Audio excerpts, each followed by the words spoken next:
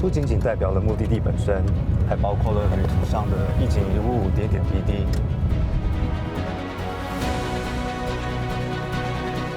一起走进古城，一探世界新7大奇迹之一。骑着驴上山，在这里跟野生动物一起同游，看大象。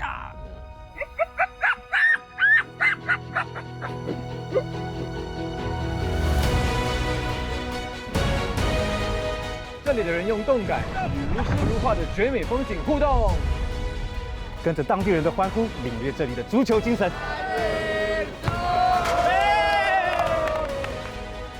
这里是杀人湖，也是捕鱼的好去处。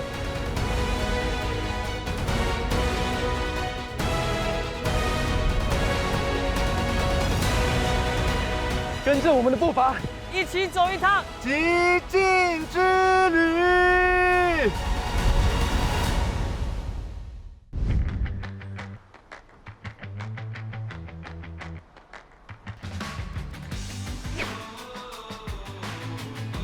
我随时都觉得自己，哇，随时可能会从车飞出去。哇，爽！极境之旅。Thanks for bringing us up here. This is an amazing view. This is very good. 这里有死海、约旦河，然后彼岸对面就是圣城耶路撒冷。离开迷人又充满活力的首都安曼，极境之旅继续往约旦南部出发，一路奔向地处荒芜的沙漠、面积辽阔庞大的沙漠古城佩特拉。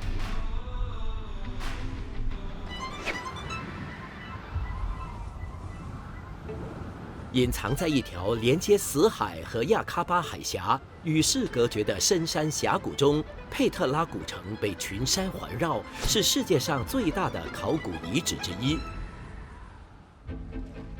建于公元前6世纪前后，佩特拉是由居住在这里的游牧部落纳巴泰人建造。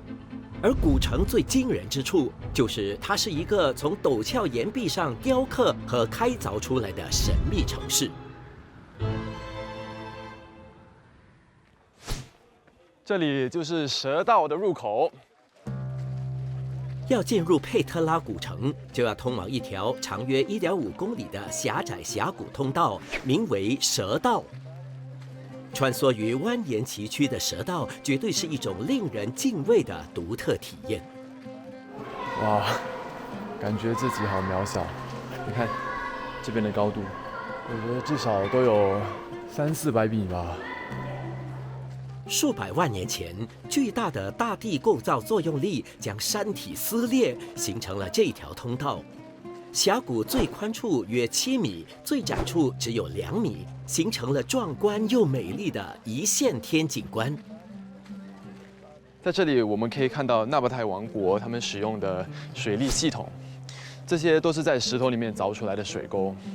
那个时候，他们其实有用陶瓷做成管子。然后用这些管子放在这里，收集雨水，还有泉水。想当年能够在沙漠里面生存，都是靠这些先进的取水技术。千百年前，聪明的纳巴泰人便是如此将山外的泉水引到城中，供居民饮用。雄伟壮丽的古城就在不远处，但这时我们的主持人孙正竟然分了心。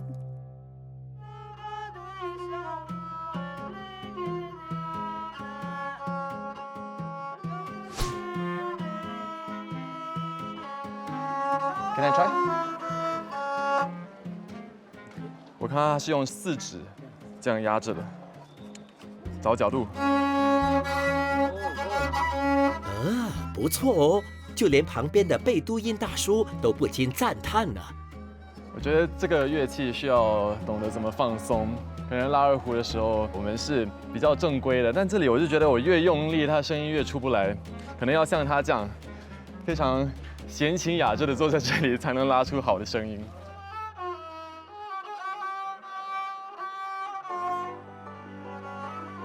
当你到达蛇道的尽头，如同海市蜃楼一般，一座玫瑰红色的岩石神殿就壮丽地出现在眼前。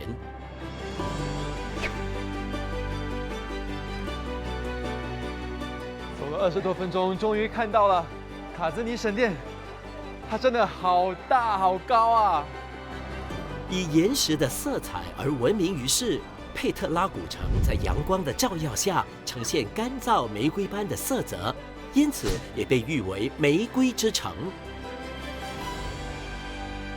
柳暗花明又一村，从阴暗的隧道走出来，迎面而来竟然是那么威武、那么壮观的景象。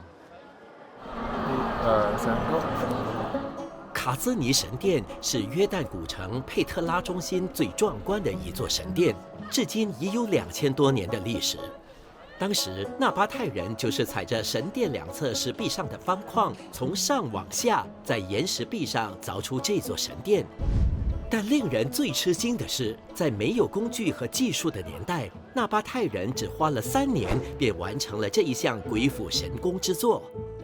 神殿的设计是有很多深意的，所以我们可以看到啊，石柱总共有12个，代表着1年我们有12个月。然后它的上梁有7个酒杯，就代表1个礼拜有7天。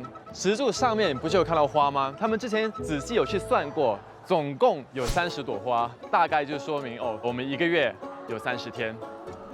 这座近40米高的神殿，在设计上可寻找到4大文明古国文化的影子，而传说其顶部藏有宝藏，因此神殿也被称为宝库。上面有很多小小的窟窿，之前有很多盗墓贼他们跑来这里，然后直接用枪射出来的。当然，他们之后就发现其实里面是没有金块的。虽然在社交媒体看了无数次，但亲身来到这里，这个感觉是没有办法形容的。你们要了解的话，就要自己来到这里，自己体验一下。佩特拉古城在希腊时期和罗马时期成为阿拉伯熏香、中国丝绸和印度香料的重要枢纽，连贯中国、印度和阿拉伯南部以及埃及、叙利亚、希腊和罗马。我现在在这里脑补以前这里会是什么样的感觉。我相信河的两边都会是像这样，对吧？有店铺，可能这是一个集市。然后四面八方的人都会在这里聚集，卖盐啊、香料啊、檀香之类的。这座古城幅员辽阔，城中还有许多寺院、住宅、浴室、墓穴等凿山而建的建筑。而我们目前见到的佩特拉古城，只有15%的面积被挖掘，其余的85%正等待被开发。终于上来了。来，我再带你们去参观一下。每一个洞都好特别。哇！来，大家看一看，欢迎来到我的家，顶级套房。这可能在那个年代价值100万吧。孙正，其实你所处的洞穴应该是当年平民百姓被葬的墓穴。与大部分民族的传统价值观一样，越有钱有势的人，墓穴就越大越豪华。所以街道对岸的巨型墓穴就曾经埋葬着当时达官贵族的遗骸。来，在这里大家可以看到一个罗马剧场。尽管剧场富有罗马风格，但实际上这个剧场是在罗马人来到佩特拉之前由纳巴泰人修建的，可容纳8000名观众。中间最大的那个建筑物，上面据说是法院，然后下面直接是监牢。可能那个年代你做错事的话，法官判你啊，你有罪，就把你拉下去，服刑你的监狱时间。经历2000多年的风化与洪水冲刷后，古城建筑的许多雕刻细节已被岁月侵蚀，但建筑物仍然保存得非常完善，在阳光的照耀下呈现出神奇无比的风貌。佩特拉古城在1985年被列入世界文化遗产，而2007年更成为世界新7大奇迹之一。现在还有一个景点还没有去看，但是因为时间有限，走上去我们应该来不及，所以我们就请了一个小毛驴朋友，他会将我们带上去。我的天哪！我经常晕车晕船，但是我觉得这是我平生第一次会晕驴。在佩特拉古城北侧的山丘上，隐藏着古城中最大的古迹之一。但要抵达那一处，旅客就必须先征服这900多级的阶梯。骑了小毛驴大概20分钟，然后步行5分钟，我们终于来到 Aldeir 戴尔修道院。哇，真的好大哎！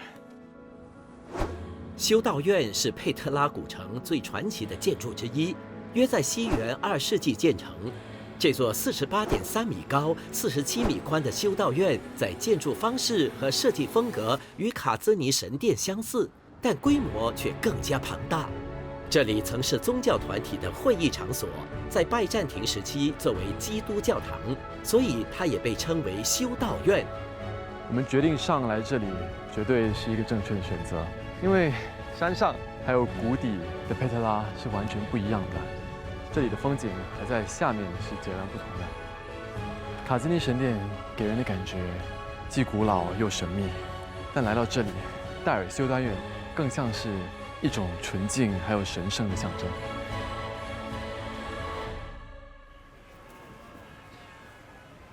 走了一整天的路，我肚子真的很饿，所以非常期待晚餐。听说这间餐馆是这里非常有名的约旦的家常菜。这个厨师是来迎接我的吗？Hi, nice to meet you, Aiden. Welcome. This is for me. Yes. Wow. How are you? I'm good. Why do I need to wear an apron? The cooking today. 这是一个骗局吗？原本跟我说有很好吃的约旦家常菜，结果我来到这边是要自己煮的吗？ Here is the menu tonight. 要认识这神秘的国土以及他们的饮食文化，与当地厨师学习烹制传统美食，就是最好的方式之一。OK， Please. 我平时在家都有自己做菜，所以这些简单的厨房活对我来讲应该没问题。It's good to know how to cook. If a guy doesn't know how to cook, I won't date him. 由于特殊的地理位置，约旦饮食文化深受北非、中东、波斯和地中海的影响，形成了特有的氛围，是世界上著名的美食之一。所以约旦人对于他们的传统菜肴也特别引以为傲。哇！原本表现突出、自信满满的主持人孙正，怎么情绪突然变得如此激动？导演，我们今天不是已经从早爬到晚了吗？为什么晚餐都要我自己煮？那个洋葱好辣，让我眼睛一直在流泪。他把那3个洋葱都给我。约旦人进餐的顺序是开胃菜、主菜、甜食，最后以咖啡或茶作为结束。多数餐馆都会先给客人上开胃菜，而开胃菜的种类非常丰富。孙正和伙伴们今天要制作的开胃菜就包括了茄子泥、芝麻酱沙拉、蔬菜沙拉以及番茄锅。OK， 到了试吃环节喽。好的。酸酸甜甜的，再加上蔬菜的鲜味，这个沙拉合格。牛肉和羊肉是约旦人的最爱，餐桌上绝对少不了他们的踪影。约旦人常年都要吃牛肉和羊肉，而这些肉类都会以各式各样的形式呈现在食客的面前，就如这碟被马铃薯覆盖的牛肉饼。我们把这个放进烤箱25分钟。食物在约旦的文化里扮演了非常重要的角色，所以如果你有机会来到佩特拉，绝对不要错过有着独特温馨的方式去认识约旦。哇，真的很漂亮哎！这边竟然有空调，哇！谢天谢地，这里竟然有一个 ensuite， 哇，太棒了！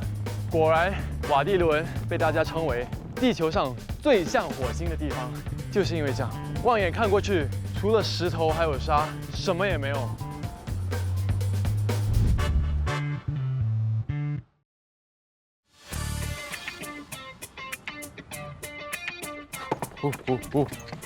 极境之旅来到从陡峭岩壁上雕刻和开凿出来的神秘城市佩特拉。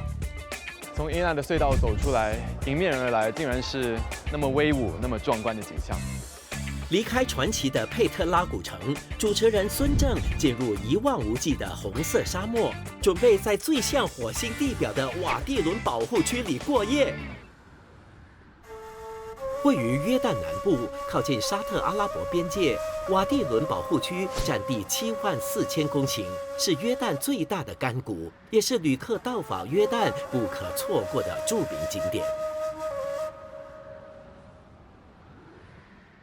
这里就是今天晚上要住的营地。其实想象中的跟现实有点不一样哎，我以为自己要住帐篷，没想到这里竟然有别墅哎，1人1栋。哇，真的很漂亮哎！它还是一个帐篷的设计，最重要一点，这边竟然有空调。原先我想，哇，来到沙漠，最热的应该有35到40度，幸亏他送了我一个空调。哇，谢天谢地，这里竟然有一个 ensuite， 哇，太棒了！原先我来的时候就会担心这边能不能够洗澡。我这个城市宅男，终于不用这么担心了。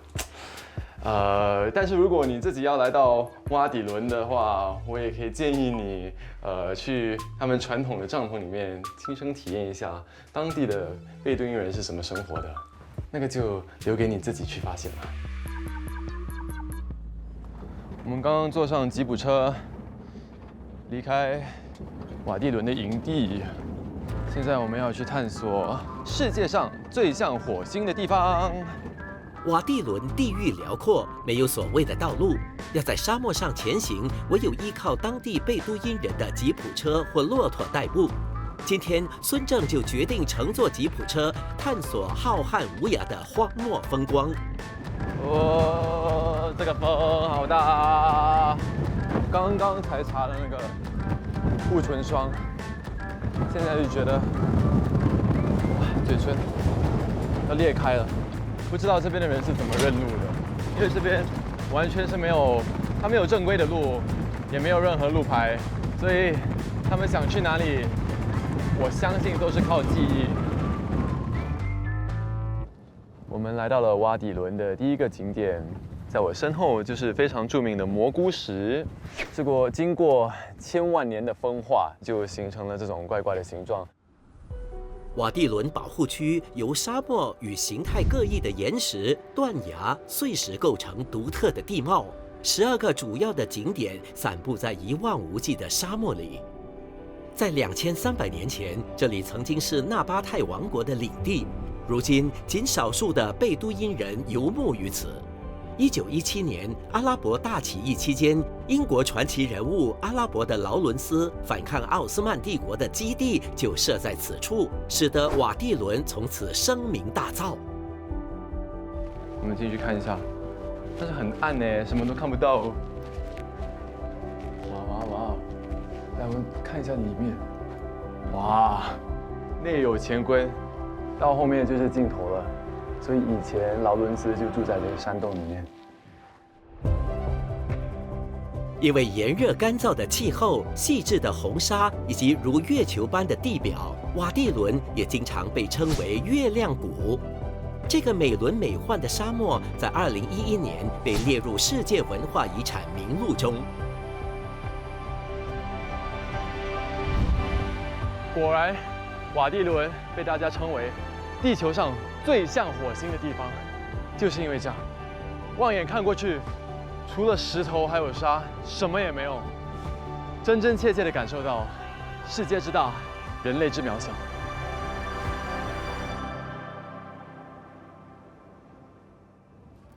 上骆驼喽 ！What is his name? Samhan. Samhan。 Yes. 来跟 Samhan 打声招呼。Hello。他山赢了，哦，我天！突然间就起来了，训练有素啊。狭窄的峡谷、高耸的峭壁、天然的拱门等等，让喜欢冒险的旅客也可以挑战健行步道和攀爬场地，以不同的形式来探索这壮阔的沙漠。除此之外，旅客也能选择以骆驼或马探索崎岖的风景，体验贝都因人的游牧生活。哇，你看，这是我和骆驼的影子。其实，在沙漠里面，游牧民族已经把骆驼做成交通工具几千年的，带着货物通往每一个沙漠里的城市。可以说，骆驼是当地的游牧民族最忠实的伙伴。哦，据说前方的这个石桥就是他们拍摄电影《阿拉丁》真人版的一个景点。哇，这么多沙，我觉得做瓦蒂伦的牛郎和织女真的不简单呢，每天要爬上爬下。哇！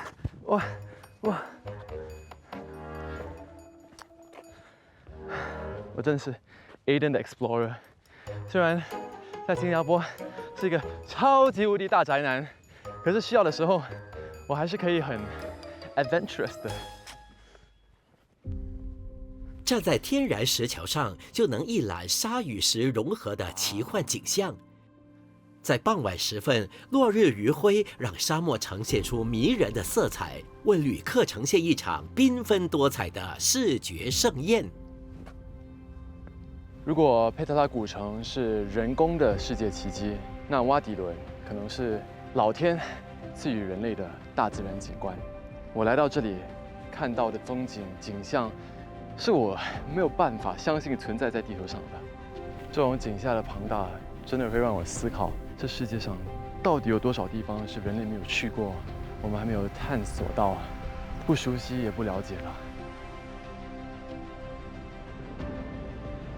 在回来的途中，我就享受着日落的各种颜色，坐在吉普车上，哇，风吹，特别舒服。可是我头一转，一个惊人的景象竟然出现在我的眼前。我从来没有看过这么圆、这么大的月亮，而且是离地平线那么近。日落真的可以这么美。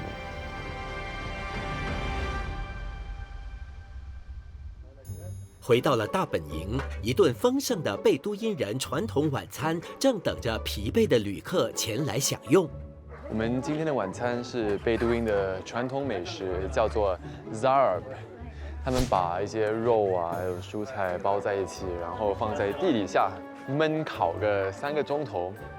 他们现在挖，然后有一块布底下就是焖烤那个肉的，应该是一个铁桶之类的吧。哇，跟我想象的完全不一样。我还以为是跟我们的叫花鸡一样，可能用纸包着，还是用泥土包着，但他们这个更系统化。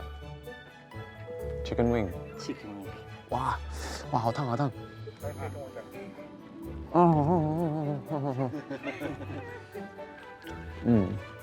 这边的香料很特别。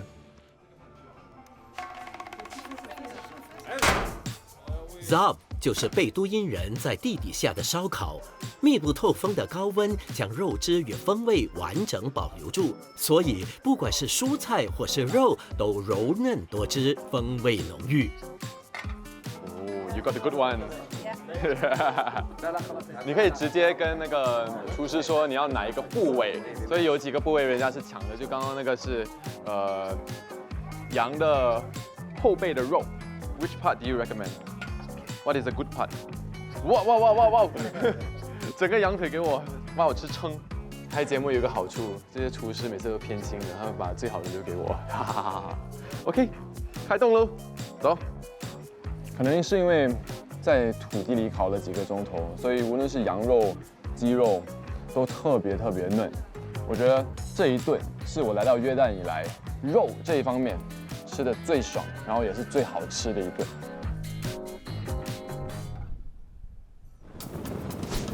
我感觉自己要变成人干了，好冻啊！一趟奇幻的旅程正等着孙正前去体验。在地面我们只能看到眼前的石岩，但是在空中，瓦底轮真的是无比的庞大。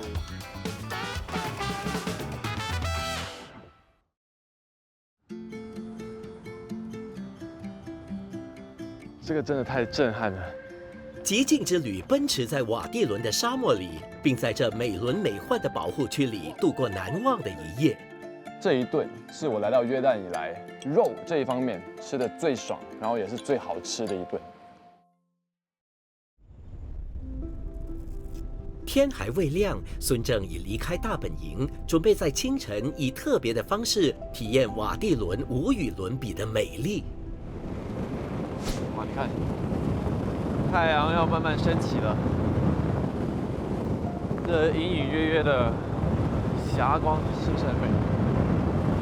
现在是早上5点多，我们要去坐热气球。我感觉自己要变成人干了。好冻啊！早上的沙漠，额外的冷。孙正即将展开的热气球之旅，必须在日出前开始。利用早晨较为平静的风势，旅客就能乘坐热气球飞越瓦蒂伦，以独特的视角欣赏令人叹为观止的沙漠景色。全员到齐，热气球起飞喽！在空中就能明白为什么叫做酒红色之谷。那你们看过去那里，哇，你看那个山谷是不是酒红色？太阳在远方慢慢的升起。乘坐热气球翱翔在2000米的高空中，旅客就能够欣赏沙漠清晨的阳光、崎岖的山峰，还有辽阔无边的沙海。在地面，我们只能看到眼前的石岩，但是在空中，瓦底伦真的是无比的庞大。跟着风向飞行，从高处眺望着世界文化遗产的壮丽，这趟长达1小时的浪漫旅程，满足所有人内心想要飞翔的欲望，是来到瓦蒂伦不可错过的精彩体验。热气球随着风势安全地降落在沙漠的另一处后，孙正又马不停蹄地再次驰骋辽阔的沙漠，为的是寻找与文明世界隔绝的游牧民族。我们现在正在前往贝都因人的家，看他们是怎么在大沙漠里面生活的。要在辽阔的沙漠中寻找贝都因人的家园，就必须征服颠簸的路程和恶劣的沙漠气候，这让患有运动症的孙正难以承受。这个是真的天摇地动啊！坐了30分钟的车程，终于抵达了贝都因人的家。我现在头很晕，但是礼数不能少，先跟这里的家族打声招呼。Hi, hi. My name is Aiden. I'm from Singapore. Thanks for having me in your house. 这里应该就是他们休息的地方。大白天，他们就围在火的旁边。游牧民族他们活的生活真的很惬意啊。贝都在阿拉伯语意为居住在沙漠的人。在约旦的南部，至今仍有约7万名贝都因人遵循着祖先的生活方式，游牧在沙漠、旷野和丘陵上，续写着人类的文明史。这些黑色的毛毯帐篷和聚集的牲畜，就是他们家园的标志。So how long has everybody been living here? عايشين زمان. From a long time, like more than 70, 80 years ago. عشان قريب من المية هني المنطقة هذه ولا علف وسوق قريب وشيء اخترنا المنطقة هذه. How do you know where to go? There are no roads in the desert, so you follow the stars or you follow the sun. خابرين المنطقة نمشي معها خابرين طب نروح وين ما جينا نروح عليها خابرين. 贝都因人习惯居住毛毯帐篷，而帐篷里就会使用布或毯子隔开，男女分居。在早期时代，大多数人类选择定居在河流附近，创建村落，以畜牧耕种形成稳定生活。但贝都因人却喜欢生活在广大的沙漠，与大自然为伍，过着自由不拘束的生活。这是他们的羊圈，哎，也有小鸡耶，你看，羊群现在在羊圈外，好可爱哦，咩咩。我走向他们，他们就跑掉，估计是不喜欢陌生人。哇，你看，一有吃的这些羊呢，这些羊就赶死赶过来喽。动物世界果然是 survival of the fittest。你看，来前面的都是有羊角的，那些小绵羊只能在后面排排队。贝都因人靠饲养畜牧为生，并按照季节和固定的路线进行有规律的移动。哪里有水就往那处扎营，逐水而居，到处迁徙。而每次游牧的距离常在1000公里以上。虽然时至今日，贝都因人的生活方式多多少少发生了变化，但在贝都因文化中，热情好客的习惯仍保持不变。为客人献出最好的一切，如宰羊制作佳肴，以示对客人的尊重和友好，绝对是到访贝都因人的家少不了的款待，也是旅客毕生难忘的独特经历。其实从游牧民族人的身上，我们可以学到很多生活智慧。他们知道怎么在炎热的沙漠地带生存。我以一个城市男孩的身份来到这里，他们所做的一切都让我觉得匪夷所思。但是对他们而言，这些生活上的技巧跟呼吸一样，一代传一代，就算到了现在，他们还是非常熟悉。告别瓦蒂伦热情的沙漠，孙正驱车往约旦最南端的沿海城市亚喀巴出发。距离瓦蒂伦63公里，约1个小时的车程。亚喀巴拥有约旦唯一的海港，是水上运动以及海滩度假的理想度假胜地。蔚蓝的红海、温暖的水域、宜人的气候，让亚喀巴全年吸引当地人和旅客前来观光，与佩特拉和瓦蒂伦构成约旦旅游的金三角。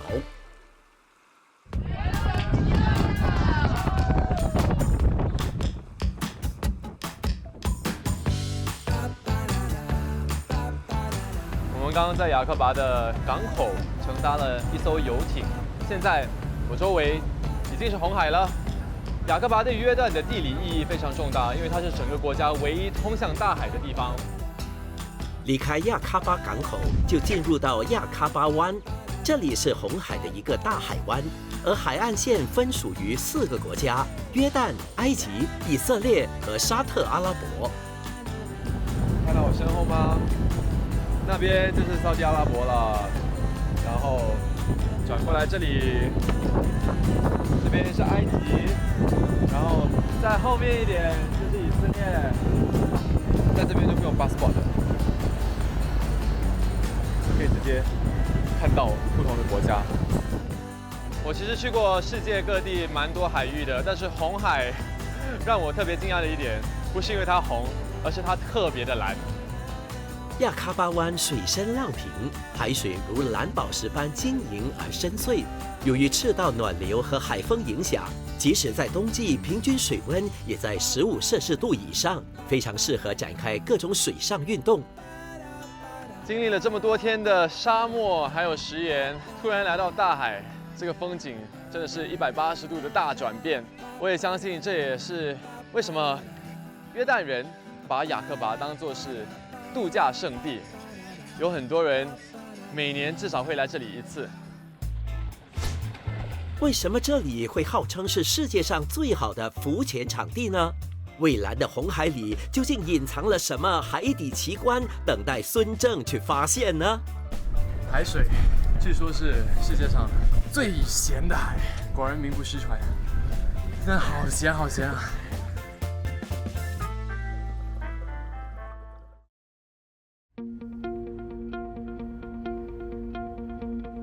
现在我周围已经是红海了，经历了这么多天的沙漠还有食盐，突然来到大海，这个风景真的是180度的大转变。亚喀巴是个群山环抱、海水蔚蓝的美丽城市，而这座沿海城市最大的财富，莫过于眼前的这片红海。据说这里的珊瑚很漂亮，所以我们现在正准备要下水喽。我已经穿上我的 flipper， 感觉现在这里是一只企鹅。亚喀巴保护区拥有世界最北端的珊瑚礁生态系统，而红海里的动植物可说是世界上最引人入胜的景观之一。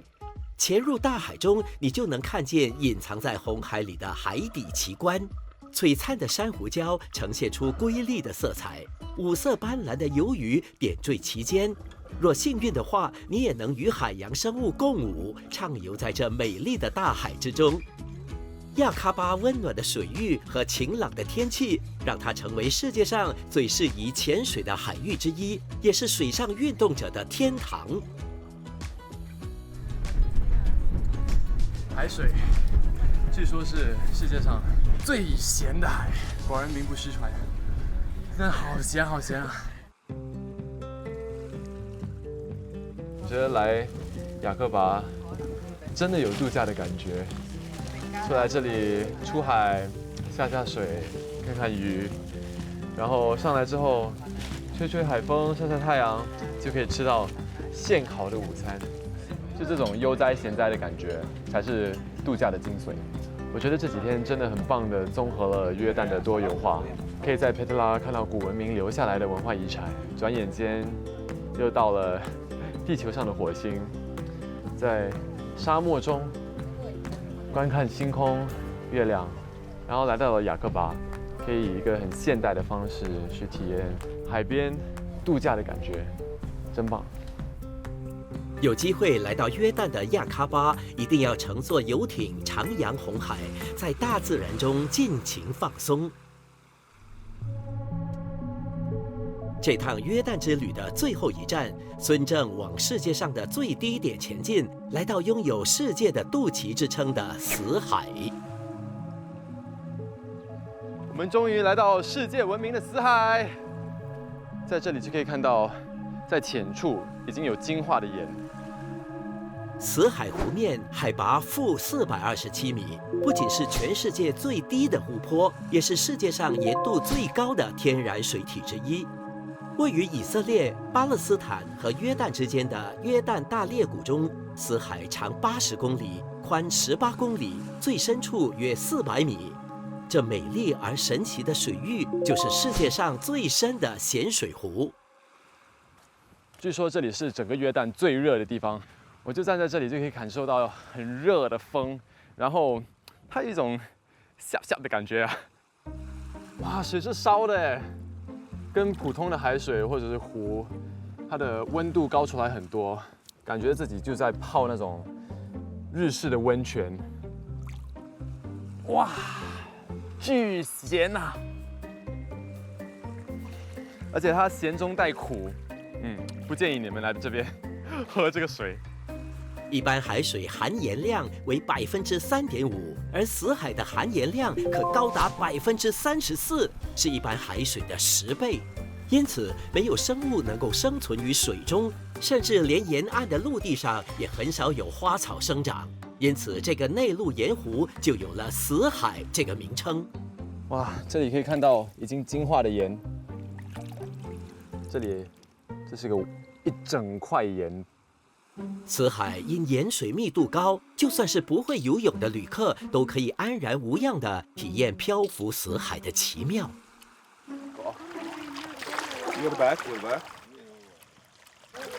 哇，真的很奇妙哎，我无法形容。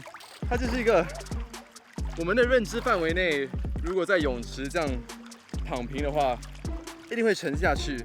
突然间来到这里，三观被毁。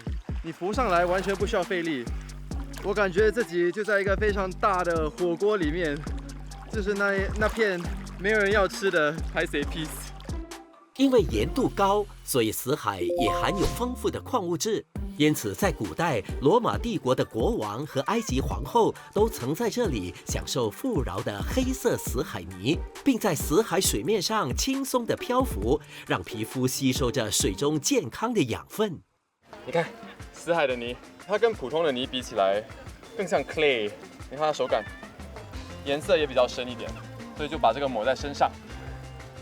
为了死海的泥的医疗功效，从很久以前就有人特地大老远跑来死海，涂上泥巴，瞬间可以感受到身体上有一个天然的 sunscreen。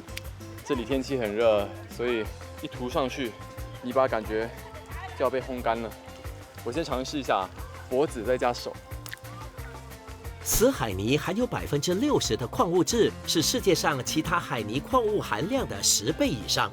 因此，来到死海，绝对要亲身体验这些自然元素对皮肤和美容所带来的奇效。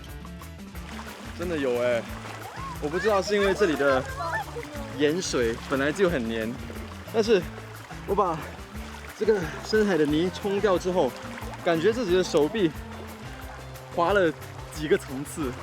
它可能把我这个礼拜累积的死皮所有都冲掉了。现在我为什么明白有这么多人在新加坡会花钱去做这种死海泥的 SPA， 可是来到这里是免费的哦。虽然死海拥有众多疗效，但旅客千万不要在死海中漂浮超过20分钟，否则身体有可能会失水过多，或是会和孙正一样全身感到刺痛。来到约旦，皮肤比较干燥，所以全身上下都会有那些皮肤过敏的征兆。然后我晚上也会抓，所以其实身体上很多伤口。哇！我一跳入这个死海，全部的伤口就好像被火烧一样。在里面5分钟，我就感觉整身有蚂蚁在咬着，痛死了。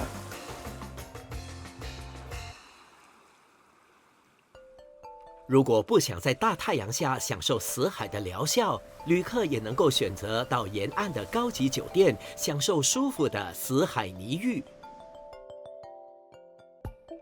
哇哦！来，大家看一下，这是死海的盐。 It's natural from the deep sea.